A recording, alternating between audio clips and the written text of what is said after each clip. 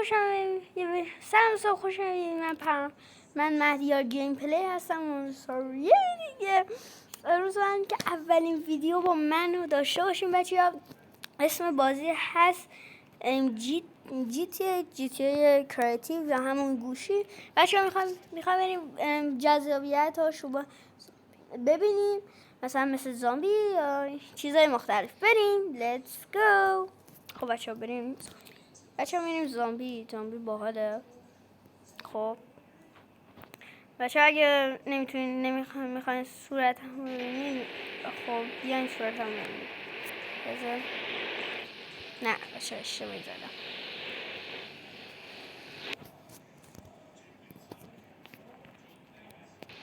خب دیدیم بچه‌ها من صورت هم ببینم، چون که هی به جای صورت هم خب انگشتم هم میشه ورزش دیگه. بچه‌ها داخل لینک هم چیزو گذاشتم. داخل لینک هم نصب ویدیوگیر و این چیزا رو گذاشتم. بچه‌ها داخل لینک هم حتما برید نصبش کنید. خیلی بازی ویدیو. بچه‌ها حتما این ویدیو لایک کنید، کانال چنلم سابسکرایب کنید.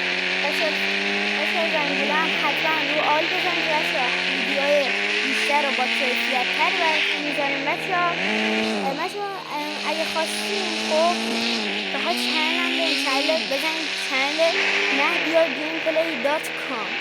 بچه‌ها میان براتون. بچه‌ها بریم. سرمار صدا سگ میده. خدا میرم تو عملا مستراب برم. بچه‌ها ببخشید مجبورم.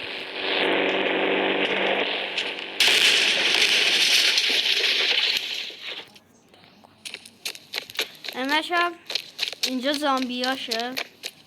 خب بچه‌ها من الان میرم براتون میکشم. برو نزدیک. بچه‌ها این اشکانه.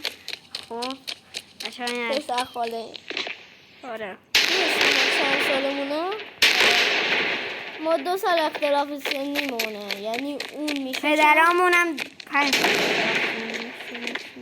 خب بگم بگی پلاش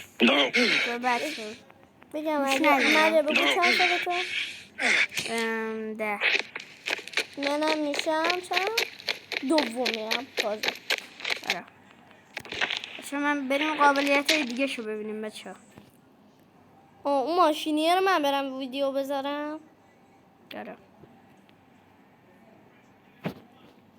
بچه‌ها بریم چالش دیگه. ماشینیه رو حالا میدیم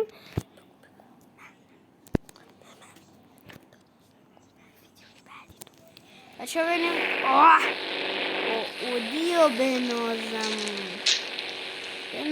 غیرت.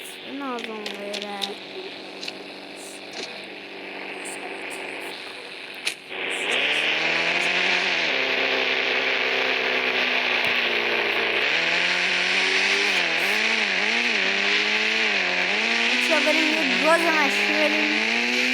بس این ماشین همه خواستیم از سکو پرش بریم بالا والا بچه‌ها بیش ندیم. بهش بگم